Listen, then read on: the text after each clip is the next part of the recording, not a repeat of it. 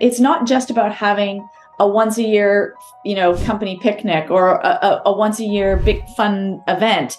It's about layering play into your day to day. So it's having a company sports team, have a company choir so people can play music together, have a company book club so people can read books and discuss books. We do a business book every 2 months that we discuss as a team. It's all optional. No one likes forced fun. But then it's also about layering playfulness and fun into how you operate your business. So rather than me tell you about today's guest, I am going to literally, figuratively bounce the ball over to today's guest, and I will let Kristi Herold introduce herself. Kristi, welcome to the podcast, and thank you so much for agreeing to be on.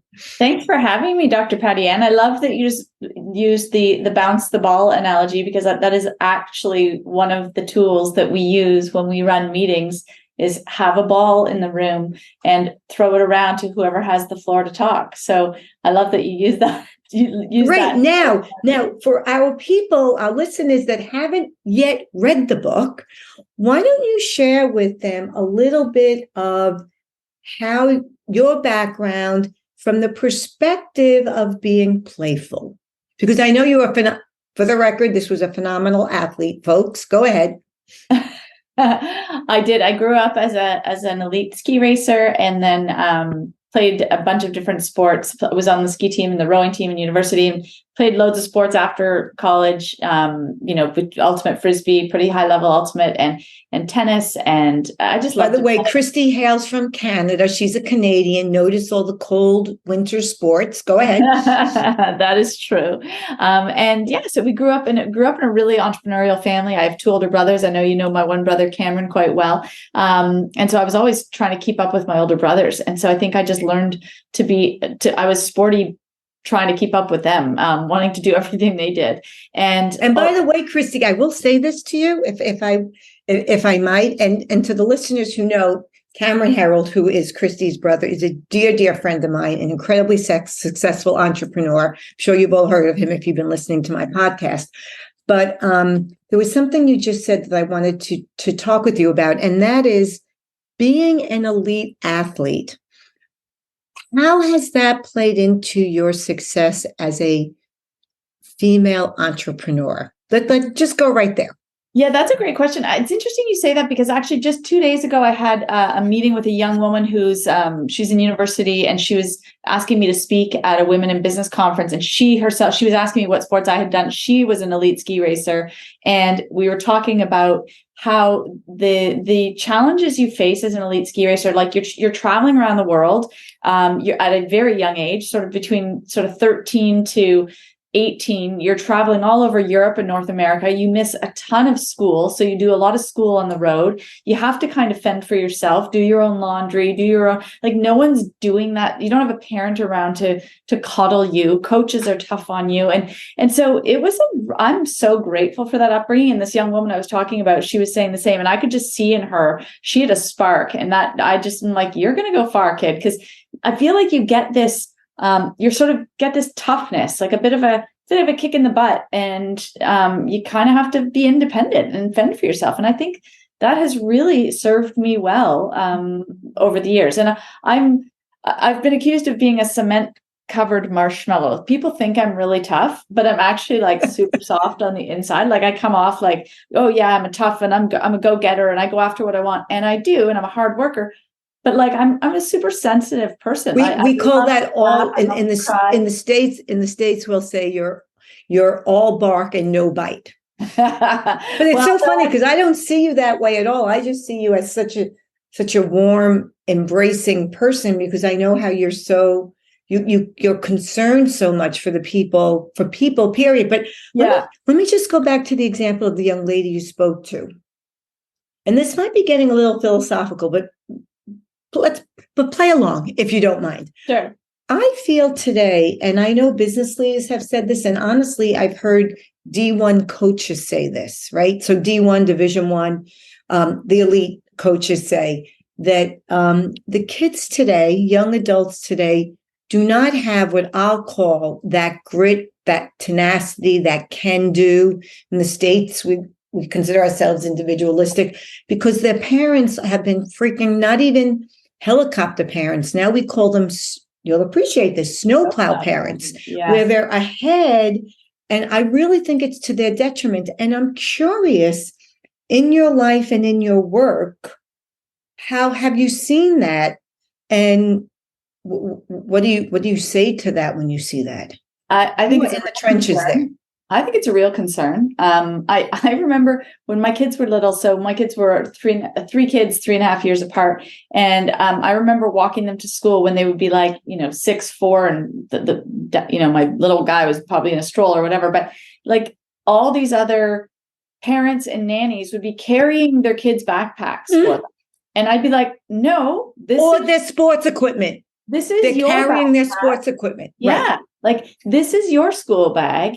And so you need to be able to carry your school bag to school. This is your job. I'm here to help you. And I'm going to make sure you get there safely until you're at an age where, and I was also probably I was definitely an early adopter of it's time for you to walk to school by yourself. And I made sure they knew how to do it. But my kids were young walking to school by themselves. Free range. You were a free range parent.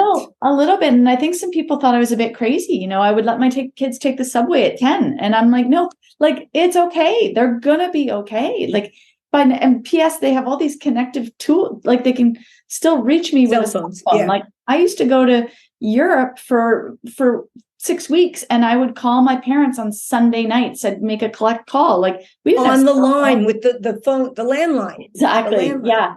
And sometimes. Right, so how have you seen that? How have you? And I agree with you on everything you're saying. I mean, I took the New York City subway at 10, and it wasn't. You didn't even think about it. No, you just did it. You left to play in the morning. And you came home for dinner, and whatever happened in between, your parents knew nothing, nor did they want to know. And if you had an argument, you figured it out, and you were friends. Or you came home when the street lights are on. Come home when the street lights are on, right? After dinner, go outside and play. Come home when the street lights are on. So how do you see the ramifications for that with the generations coming up into the workforce, into their personal lives, and specific for the work that you do? It's interesting. I mean, I remember when my kids were in high school, like there was definitely a little bit of, well, so-and-so's parents do this for them. And I'd be like, well, that's wonderful. But, different rules, different families. And I used to tell my kids they can pack and move there anytime they want. And my kids didn't really complain about it, but they would sort of bring it to my attention how much other parents would do for their kids or whatever. And now I think my kids are actually really grateful that they've had to, I had to pay my own way through university. My brothers and I, like that's our parents had that expectation. And they said, we're going to loan you the money, interest free. But it's on you. You don't need to go to university, by the way, if you don't want to pay for it and you don't want to invest in your future education, but this is your responsibility, which I thought was really valuable lesson for us. So I set my kids up that was going to be the same for them. Now it's incredibly expensive now. So I said to my kids, I'm paying. You're Canadian. You guys, your tuition's nothing compared to the craziness in the States. And by the way, how much you spend does not correlate to the value, but that's a whole other conversation. For sure. Anyway, so I've told my kids, you've got to pay for half of everything. You got to pay for half your residence, half of your tuition, half your textbooks, half your groceries. Like I'm in on half. And so it's, and I'm going to loan them the money, but interest free, just as my parents did. It's a heavy responsibility, but I actually kind of think it's a really valuable lesson. And I think they really, truly do appreciate it, because they see how easily other kids are handed. Not everyone, lots of kids have to work for what they want. But I think that's a really important lesson that I'm trying to teach my kids, is you have to kind of work for what you want in life. And so I think what you're talking about, and not mentioning it, not actually using the word, but I think it's also part of what we're saying of the lack of grit, the lack of resiliency. I'll say the lack of being allowed the gift of failure is the entitlement. Right. So you're entitled. And oh, by the way, you're entitled to win. Even if you suck, you get a trophy. Like that drives me insane. Oh my God. Like the participation trophies, whatever happened to first, second, and third. And you don't get there's no, not everyone gets. You might hurt someone's feelings. Right? But you know what? The whole thing with school, Like now you can't, we used to have like top group, first group, second group, and then they changed it to like goldfish, caterpillar. You ask the kids who's smart, they will all tell you they know. Well, there was a while for kids in Toronto. I forget if it's just a Toronto specific thing. They started for young kids in soccer. They said, we're not going to keep score anymore. Mm-hmm. And I was like, what? Like, they know the score. Like, they're smart. Just because they're 5 years old, they can count. They know the score. Like, right. What are we trying to teach? Like, it's not a bad thing to want to win. And it's not a bad thing to learn how to lose well. This is where, with our corporate team building events that we run at JAM, having these team building events are really powerful, because you learn to win together and you learn to lose together. And both are very valuable lessons. And how are we going to do better if we lose? How are we going to communicate with each other when we lose at something? Like, because in business, as in life, sometimes you win, sometimes you lose. It's natural. You don't always get every job you apply for, right? There's no participation trophies when you're applying for a job. So what are we teaching our kids? Like, I feel like to a certain degree, I think we want to be very inclusive. I'm a big believer in a lot of, inclusivity and that kind of thing. But I do feel like the pendulum's gone a bit too far. Inclusive in what? Like, define the term. Well, I inclusive. just mean, like, you don't want anyone to ever feel badly. Like, I actually want. But we all know, I agree. But let me jump in here. I don't think it happens today, but when we grew up, there was always that kid that was the last one picked for the team. Or didn't even get asked to play. But it was different for different sport, right? So one kid might, even though maybe if you're athletic, but one kid might have been, everyone wants him on the basketball team, but not so much on the baseball team, right? I guess I believe that in this day and age, more than ever, we want to get more kids playing sports, playing outside. I mean, because they're all, they and adults, we are all addicted to screens, let's be honest. Mm-hmm. Mm-hmm. And it's creating an issue of social isolation. Loneliness is at epidemic proportions, correct. Which has been quoted as being equivalent to smoking 15 cigarettes a day, like really bad for your health to be. It kills you. It literally kills you. It's and then obesity rates are now 3 times. Like in the 60s, I think it was about a 13% obesity rate. Now in North America, now it's about 43%. Like that's it's as bad in Canada as it is in the States, because I know in the States it's like crazy. We're not far behind. Wow, that's too bad. Yeah, the stats are showing Canada is not far behind. It's really concerning, and childhood obesity rates are really increasing. So, I mean, we need people to be physically active. We want to teach this at young ages. Like, so I'm a big believer in making it friendly and fun for everyone. But we also need to learn in life that you win and lose, and that's okay. And so I don't know. I'm not a big believer in the participation trophies. But everyone should get a jersey, right? Like, I think there's ways to make. Well, you're all part of a team. Yeah, right? Everyone should. And I remember the pain of, you had the MVP, you had the most improved, and you had the coach's award. And I can remember the pain of either me, even one of my kids, like not getting something that I was like, thought so. But guess what? The sun set and the sun will rise the next day. Yeah, exactly. Right. But I guess I'm curious, though, from the work that you do, because when you talk a little bit about the work that you do and how the impact of people not having social skills anymore, people do not know how to communicate. And it's not just the young generation, because the phones have been around now you could be 40, I think, or 35, and you're a parent yourself, and you do not know how to communicate, how to have a difficult conversation. How do you develop relationships? How do you succeed at work? And with movement, right? They show movement improves cognitive ability, right? So this is great what you're bringing into the workforce. And I don't see many, even the whole thing about taking recess away from kids, biggest mistake ever. Oh, I hadn't heard that's happening. That's horrific. Oh, This might be pre-COVID. Like, I don't even know if kids do school anymore. But oh yeah, there was a while. I'm sorry, not from a philosophy standard rule perspective. But if a kid, there was always that kid probably had ADHD that wasn't diagnosed, and he would be fidgeting around and say, "Well, you're not listening. You can't go out to recess and play." That's like asking a blind person to see.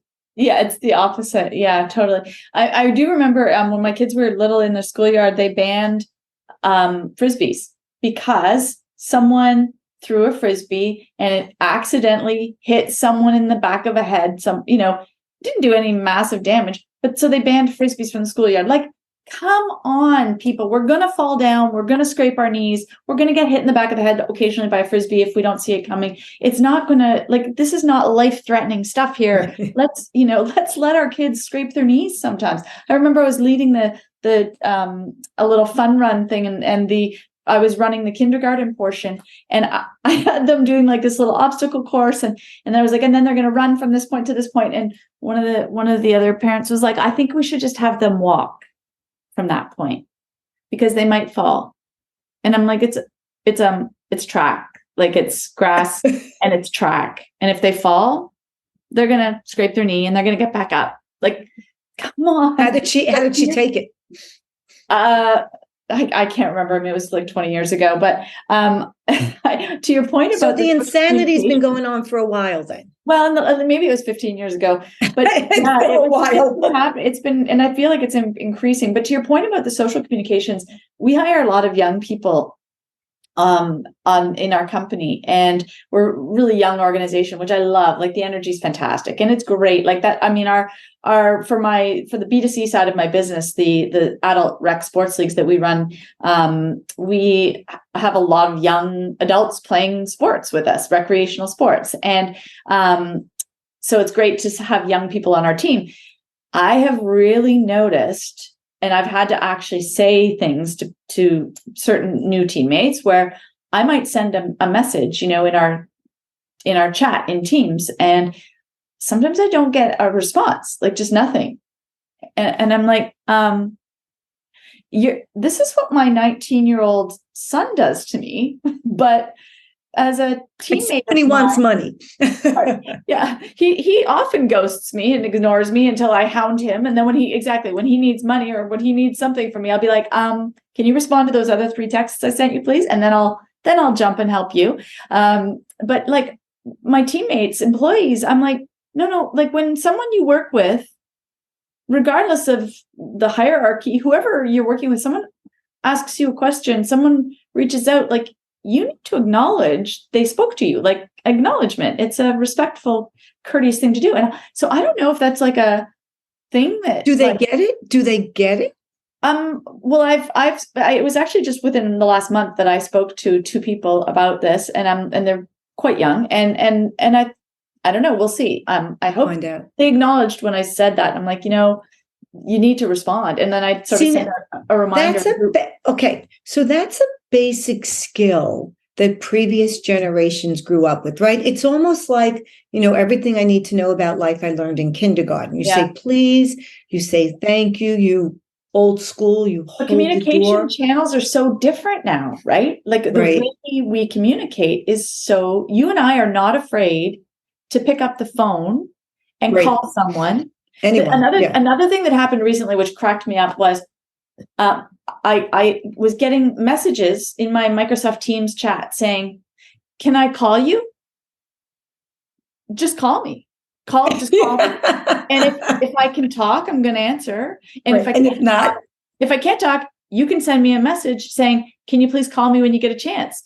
If I don't answer the phone, it's because I can't talk. Like, why are you messaging me to ask me if I can talk? Just call me. It's like Microsoft Teams has both options. Just press on that little phone. I will actually, I'll push back a little bit on that. I will defend the person. Because you are the boss, I can see that it's a little bit of respect that they shouldn't expect you to be available because they're calling you. So I cannot. No. But no, you know what? To be honest, it was a piece of feedback. It was a review of someone else. I was reading someone's review, someone that reports to me, and somebody else was offering feedback saying, I wish they would text me before to ask. And so I actually picked up the phone and I called them. I said, just so you know, that's a waste of time. Like, that is not an efficient. So we have encouraged our whole team for years, and sometimes not everyone gets the message, and it's just, but I find I think it's a generational thing that they're just so used to messaging on everything that they would prefer to do that. Or I don't know. Well, it's their comfort zone. That's what they're comfortable. But I would also suggest that I tell people, especially in relationships, that not even business as well. So first of all, remember, every time business, you put something down in writing, assume it's there forever, in perpetuity, right? So I tell people, and I have conversations like this all the time, especially with executives in corporate. I'm like, call me. And they know, when they work with me, they know you can text, they know now, don't say you can text, because I am not texting you. Not that there's anything wrong, but what I say to someone with my tone, etc., knowing my personality, knowing my relationship with the person, if you take that out of context and you reiterate and say, well, of course you said it, somebody just sent it to me, it can be damaging, right? Yeah. But I think the younger I think the younger generation is in their comfort zone with the texting, and yet I don't think they truly understand how it can be misinterpreted and then comes back to haunt them. And vice versa too. Like, I think I can't remember which is which, but like, I think I've been accused of sometimes using too many emojis and then not enough emojis. It changes all the time. All the time. Yeah. And sometimes, like, if you put periods at the end of your sentence in a text, like, a young person would think you're angry at them. And I'm like, yeah, it's like full stop. What? I'm not angry at you. I just was using proper grammar. I remember when I was sending texts years ago to my kids, and I guess they were all caps, but I didn't know. They're like, Mom, do you realize that you're yelling at me? I'm like, I'm not yelling at you. My dad used to do that. My dad would respond to all the family emails in all caps. So we yelled at caps. It's like, right. You're yelling. Stop yelling. Right. Okay. So let's go back though. Let's go into work, because you bring a very serious tool to create culture, to create leadership, to create collaboration and teamwork, right? And these are all buzzwords that everybody uses. But the truth of the matter is, I don't think most people know what the hell any of that stuff is. I don't think they know how to operationalize it, let alone bring it to life. So share with us what your company does, and I'll let you talk later about your book. It pays to play. I just love this book. We'll talk about this more. And how you're improving the business culture, the leadership, and really improving the bottom line while making it fun. Who doesn't want that? Yes, I agree. Who doesn't? So my business is called JAM, and we have a B2C part of the business, which is adult recreational sports leagues. So intramurals for adults who have graduated from college or university, they're out in the working world. We're in about 15 cities across Ontario, Manitoba, and Michigan, and get about, I don't know, a couple 100,000 people a year playing adult rec sports with us, and huge number of different sports: beach volleyball, softball, soccer, kickball, ultimate frisbee, basketball, you get it. Anyway, and then during the pandemic, we were mandated, the Canadian mandates were incredibly harsh. We lost about 18 months of revenue. So it was really shocking. And in order to survive. Yeah, Canadian mandates being harsh during COVID is even being kind. Go ahead. Yeah, they were crazy different than the US. Like, my counterparts who were running adult rec sports in Florida lost 2 months of revenue. We lost 18. So, Florida was unique in the States, but Canada was like, right? Lockdown. Yeah. Yeah. Those are the extremes. And in Canada, in Ontario, where 90% of our business is, that was the harshest in Canada. So we really got hit hard. Anyway, not complaining. You know what? Just the facts. Just what the facts. Kill us makes us stronger. I was complaining at the time in 2020. I was pretty unhappy, but I mean, we had to pivot to survive, and we did. And I'm excited about what we built. So we looked at what's our core purpose. Our core purpose is connecting people through play. How are we going to do this when we can't do in-person sport? By the way, Kristi, I will challenge all my listeners to let me know if they think there is any other company whose core purpose is to connect people through play, because Kristi's got the niche in this market. I thank you. I agree. So we decided, how are we going to do this when we can't do it in person? And we realized everyone's gone home to work all over the world. How can we help all these companies who are now working remotely connect playfully? So we started a virtual events business. We started running game shows, scavenger hunts, escape rooms, trivia nights, bingo, all sorts of different virtual events. And I like to tell people, I have this 27-year-old that just got off of a few years of life support. That's the sports league business, because we've been doing it since 96. And I have this 3-year-old toddler that keeps changing its mind. So initially it was the toddler is the new corporate business that was just virtual events. Well, now it's also hybrid and in-person events. And I wrote the book during the pandemic, It Pays to Play, How Play Improves Business Culture, because we realized when people laugh and have fun together, friendships get fostered. So you have a more collaborative team. People are happier working in your organization. I had 3 people leave in 2020 and 2021 for new career opportunities and more money. They left our team, and we wish them all the best. I remember reading about this. You were really heartbroken. Yeah. Be honest. Yeah. And we've had them come back. Not one, not 2, 3 people left for more money and better career opportunities, and have come back for culture, because they love working with their friends. We're a really fun place to work. And look at you. You're so much fun. You're so much fun, high energy. So we started the corporate events, and then I wrote the book, and now we're consulting companies on, it's not just about having a once a year, company picnic or a once a year big fun event. It's about layering play into your day to day. So it's having a company sports team, have a company choir so people can play music together, have a company book club so people can read books and discuss books. We do a business book every 2 months that we discuss as a team. It's all optional. No one likes forced fun. But then it's also about layering playfulness and fun into how you operate your business. So what we talked about, the ball at the beginning of the meeting, when you run meetings, we always press play to start for every meeting. That's our lingo. Press play to start. Have a 3-minute playful connection at the beginning of the meeting. Maybe someone tells a joke. Maybe someone asks a riddle. So it's a built-in icebreaker in a way. Have an icebreaker for every meeting. So we do this internally. We practice what we preach. We have a ball at our meeting to pass. Whoever gets the floor gets the ball thrown to them. It's just a fun little energetic. It's a visual reminder. I don't have the floor to speak. I'm not going to interrupt because I'm not holding the ball. It reminds people I've got the ball. I should speak, get to my point quickly, and then pass it on because others may want to speak. So it's a really powerful little reminder, and it's playful. Anyway, there's loads of ways, and how we celebrate and recognize loyalty, how we celebrate great work being done. So give an example of how you celebrate loyalty. So when you hit your 1 year mark with us, you're now officially a veteran on the JAM team, and you're officially drafted to the team as a veteran, and you get your veteran's jersey. It's a hockey jersey. JAM is on the front. Your name and your number is on the back, and your number is the year you started with us. So I have a 96, and there's a lot of, 20s and 19s and 15s on there. People, whatever year you start is the year, that's your number. And so people, until you become a vet, you're considered a rookie, and you get a JAM hoodie.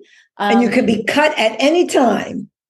Yeah, we're a team. We're not a family here. I'm a big believer. I hugely distinguish the difference, because in a family. Oh, that's ridiculous. Family is ridiculous, because when you disappoint people, or you let them down, or you even fail in life, your family doesn't fire you. Almost right. And they're not, like, they shouldn't, right? It's unconditional love in a family, and you should. Right. But in a company, we're very much a team, because teams can have a lot of fun together.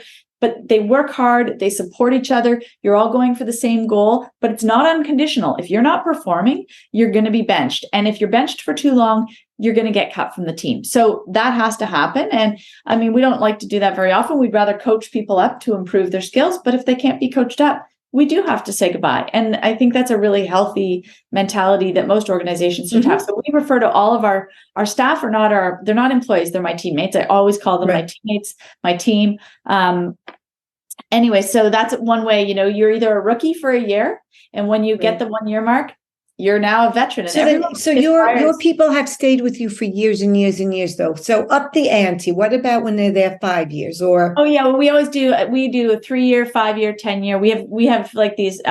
Depending on what level it is, we actually give everyone there's like a choice that always goes out, and it's personalized for the individual. But we usually give them 3 choices. It's like pick your gift. Yeah, depending on what year you've been with us, like we'll be like, hey, and we celebrate that. We recognize people for that, but we also recognize like great work being done. So we have really playful. We have a shout out channel. So on our Microsoft Teams, every day you'll see little shout outs going out. Just want to shout out so and so for doing this great thing. It's usually for going above and beyond, right? Your regular job, and highlighting one of our core values. Like this, look at what a great.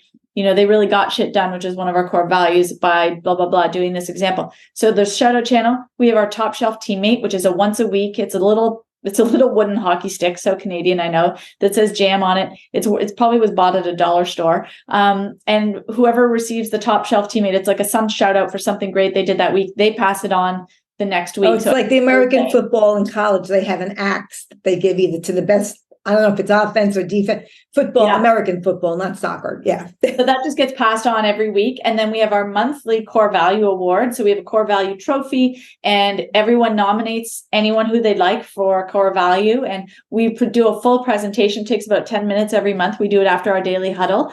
And I read out all the nominations so people feel appreciated, and people love to give gratitude. So it's nice for them to hear the shout out they're giving as well. It's very public, and whoever gets the most core value nominations wins the core value award. Okay. So Kristi, let me interrupt you for a minute, because you're just speaking about one thing with loyalty, right? And there's all different stages of that. How do you answer the complaint that all this fun and games takes up way too much time, way too much energy? Get down to business. All of those are not taking breaks. That's all part of the that. The top shelf teammate literally takes 10 seconds every. But it adds up. It adds up. Come on. Yeah, who has the time? I would argue you can't afford not to, because look at how much turnover is costing you. Turnover is 50 to 150% of a salary. So let's say you've got 100 people on a team. Average salary $50,000. Turnover is between 15 and 18%. It's costing your company $1 to $1.4 million for all of those people trailing out the door. That's how much it's costing. Imagine if you invested $500 to $1,000 per person on your team. So $50 to $100,000 a year on play, on having fun, and integrating playfulness into your workday. Imagine if that keeps one person around, you've broken even. If it keeps 2 people around, you've doubled your investment, basically. It pays off. And stats have shown that if anyone who reports having a close friend at work, Gallup has done studies on this. Yeah. They are far less likely to be looking for another job. They're far more likely to recommend your organization as a great place to work. And when you have 60% of your employees report having a close friend in the workplace, your profits are 12% higher. So I would argue you can't afford not to. Engagement rates in the tank. Only 36% of our employees are engaged with their work. When they are connecting with their friends, just like when you went to school as a kid, you were excited to go to school when you had friends at school. It's the same as adults. You're more engaged with your work when you're working with your friends. You don't want to let your friends down. You don't want to underdeliver. You want to actually reach out and say, you look stressed. Can I help you? If you're not friends, you're not doing that. You're just going to look out for yourself. So productivity actually goes up by having fun in the workplace. Okay. You're preaching to the choir, but you always have those curmudgeons in there. Sure. All right. Tell us something about you that nobody knows. They can't find it in the book. They can't find it if they Google your name and stalk you all over social media. Tell us something about you that influenced who you are today. Something about me that influenced who I am today. Oh my goodness. That's a tough one. Because I'm an open book. So everyone knows everyone's got something. I had a president of, I think the Ritz-Carlton or one of those hotels say, he said, I don't usually tell people this, but I got fired in one of my jobs. Well, I do tell this story. That doesn't count. I tell this story to students. I almost got kicked out of university. I was a very poor student. I was a great student in high school, but then when I went off to college, I was running businesses in school, and the dean of commerce, after 1 year, said, "It looks like you're on the ski team and the rowing team, and your marks have gone way down since you started here. So I think you better just pick one sport." And I was like, "Oh, okay, I'll just do the ski team."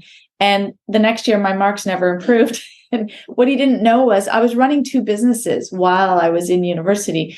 My marks never improved because I didn't really care about school. I wanted to be doing real life things. So, I mean, that's kind of a funny. Okay. That's not really, that's sort of kind of not answering the question, but I'm going to go with this. Okay. So what is it about you that gave you what we would refer to as the chutzpah to do that? What was the influence in your life that said, okay, I'll just do one sport, knowing full well, screw you, I'm going to do what I want? Because those are the only people that win in life, especially women, right? The whole good girl syndrome gets in our way. My dad my dad raised us that not that rules were made to be broken, but they were certainly worth questioning. And he also raised us to go after what we wanted and act like we belonged. So we have so many examples in our family of times where we've sort of just, we just would go after things. Like my brother, this is a funny story. My middle brother, Todd, was taken to a Chicago Bears game. He was a huge Bears fan. My dad took him to a Chicago Bears game against Minnesota back in the late 80s or early 90s. And Todd just walked in. Was that the McMahon era?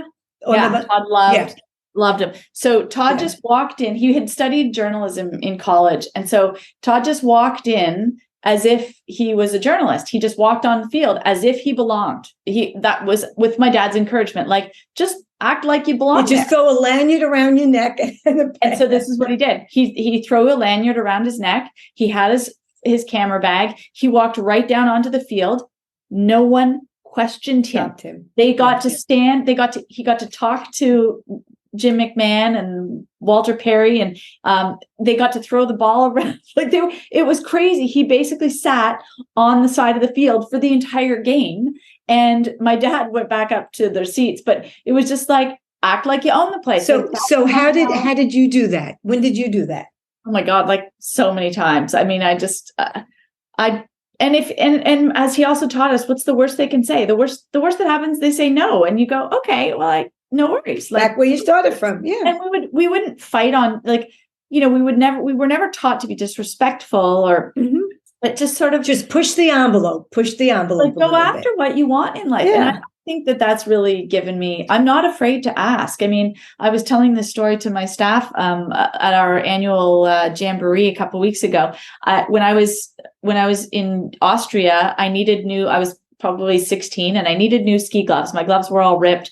And my parents said I had to pay for some of them. I had to pay for 25% of whatever. Like, they wanted me to, have some ownership. Have a dog in the fight. Yeah. Yeah. So I went into this little sports store, and I told my friends, I said, I'm going to ask them for a discount. And they were like, you can't ask for a discount at a sports store. And I'm like, why not? Like, what's the worst so if they say no, they say no, but they might not say no. And they're like, oh my God, like, that's so embarrassing. Well, I walked in and I said, can you do anything on the price for me? And the man was like, yeah, how's 25% off? And I was like, fantastic. Save me $50. Like, that's great. They were expensive gloves, So those kinds of things. I mean, I've never been another really funny one. I remember I was bored. I had time to kill. I wasn't flying business class. I just had a regular ticket, but I had some time to kill, and I was walking past a business class lounge, and I thought, I'm just going to ask them. Like, and I had this other little card. I'm like, I don't know, maybe this card will get me in. I go in, I show my ticket. No, you don't get to come into this lounge. Okay. What about this card? Does this card get me in? No, that card doesn't work here. And I was like, okay. And I was turning around and I was about to go walk to the regular gate and sit. And this man behind me says, hey, I have an Amex Platinum card. It entitles me to bring a guest. To a guest. And I'm like, yes, please. Had I not just gone in and thought to ask. So this is why I believe you kind of create your own luck in life. Like if I had, all right, I'm going to hang on. I'm going to take this a step further though. It's not just that, but what you're talking about sounds like it comes from supreme confidence. No, but I wasn't confident that I was going to, I mean, I do have confidence. I am fortunate for sure. I think you're underestimating. I think you're underestimating that but to be able to do that. I was pretty confident they were going to say no to me. I was just kind of bored and figured But you were confident enough in yourself that when you hear no, it doesn't destroy you. So it's no skin off your back. Exactly. That's confidence. Okay. Other people hear no and they collapse. And this is where they will go through their life and never take a risk, never take a chance. Yeah. In the event that they'll hear no, and they might hear no in the form of they won't try out for the team because if they don't make it, it's a no. They won't ask for the promotion because it's a no. They won't ask for the job. Any form of rejection, whereas you're like, okay, well, whatever. And I'm a big believer that not being afraid of no's, recognizing that no is not soul crushing, it's not going to ruin your life. Recognizing that's how you find yeses in the world is. Correct. And that's where this was such a perfect example where had I just thought, well, I know my ticket doesn't thing and the card probably isn't going to work. So I'm going to walk by and I'll just go to the gate because I probably am never getting into that lounge. But more, I'm like, no, what the heck? I've got time to kill. I'll try it. If I hadn't done that guy in the line wouldn't have known. And that lucky opportunity wouldn't have been created. Right. So I do believe you kind of have to go for things and see what happens. And if you, and when you do, good things can happen, right? Let me bring it full circle. It also has to do with being able to communicate, right? You're not going up there like you're an entitled witch. You're nice, you're sweet, and the people, they're adults. They probably know what you're doing too. And I find, because I'm like, when you can't get into a restaurant or it's an hour wait, they're like, Mom, you go. And I go and I talk. And I'm not talking about giving them money, but I'm sweet. And I'm like, what do you think? I don't know. And chant, blah, blah. You make a connection, you chit chat, you just stand there. So when they tell you no, you don't just go, pah, and you hoof away. You say, oh, I appreciate it. This is a crowd. Oh my God. And a lot of times it works because you're using the social skills of communication and connecting to connect. And I think that's what you're doing with the playing. You're taking it so much past the actual value of the play, although the value of the play in and of itself is playful and it's fun. So you can't lose. And you're fostering friendships with that, right? Which doesn't hurt. It doesn't hurt anyone to have stronger friendships in the office. It only strengthens the collaboration, the creativity you're going to get amongst. Okay, so let's talk about that really briefly for a minute. In some organizations, like on Wall Street, they say, if you want a friend, get a dog. Right? So where you are at JAM, you have fostered the culture of all for one, one for all, truly the team perspective. How would this play out, pun intended, in a company that doesn't quite have that culture and they haven't yet been smart enough to hire you to come in to consult and to create that culture? What would you do with this? What could you do with this? I think a lot of cultures that don't have that are the opposite, every man for themselves kind of culture, you lose really good people. You get burnout and you lose people without even realizing that you could have kept them if you'd fostered a more collaborative teamwork kind of culture. I mean,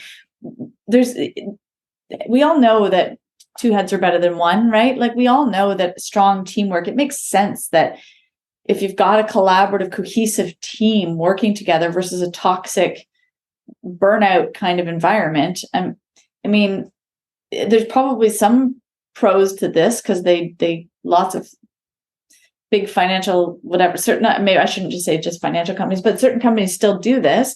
But I think more and more people are starting to care about purpose. They're starting to. I think so. I do think it's back in the day when you didn't have all the technology, people could communicate better, but you would just slog away, make a living, right? It didn't matter. Now I do think that people do want to be aligned with their purpose of life and their company's purpose. So I agree.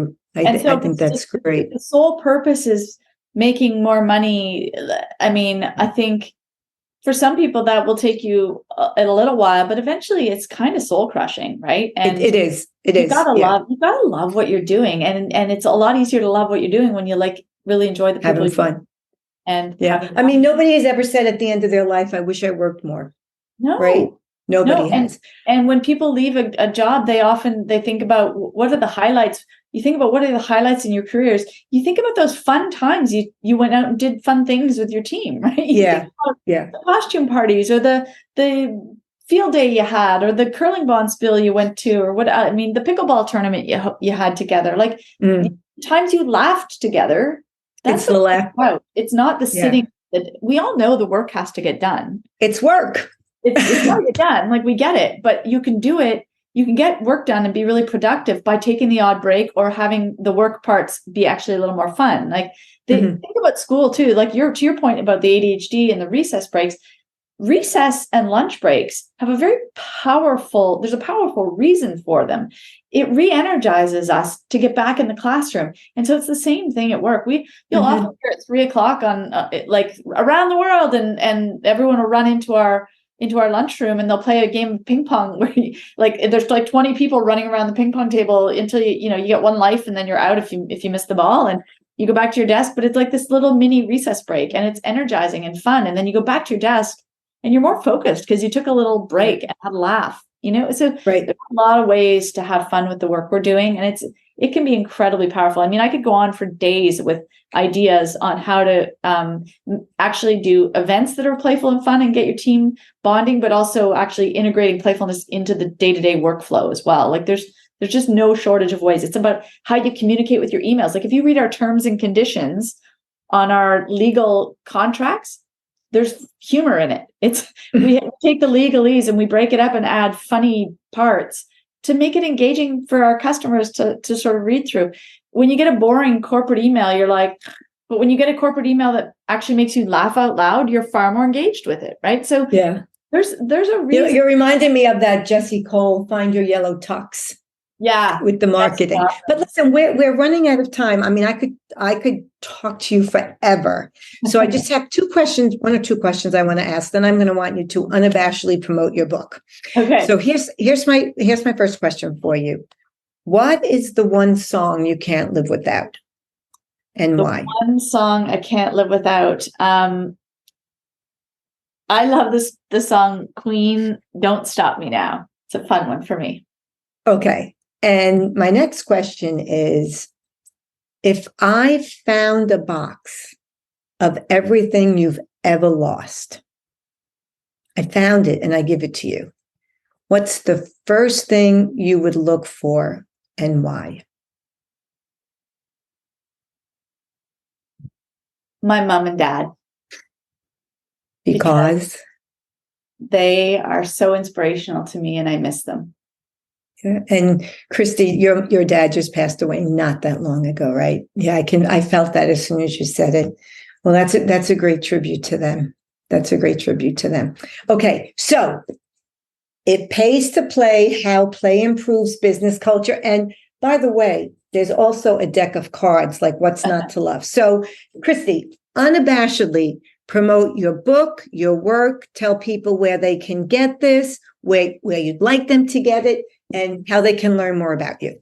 Thanks, Patty. And so my book, It Pays to Play, How Play Improves Business Culture, is on Amazon. You can go to my website, kristiherold.com. And by the way, I have a giveaway for your listeners. If they don't want to buy the actual book, but they'd like to get some ideas on integrating play into the workplace. Oh, people buy the book. It's not that expensive, but go ahead. I mean, the book is fun. I like to say my book, it's like the beach read of business books. It's a very easy read. That's a really good And it's filled with common sense, but we all know that common sense is the least common of all senses. Yeah, it's true, right? Like it's a very easy read. It's a playful read. There's lots of good stories in it, but it's also backed up with statistics and tactics on how to implement. So, for your listeners, if they go to kristiherold.com/Dr. Patty Ann 25, there's a PDF. It's a 10-page PDF that's called 10 Ways to Integrate Play into the Workplace. And inside the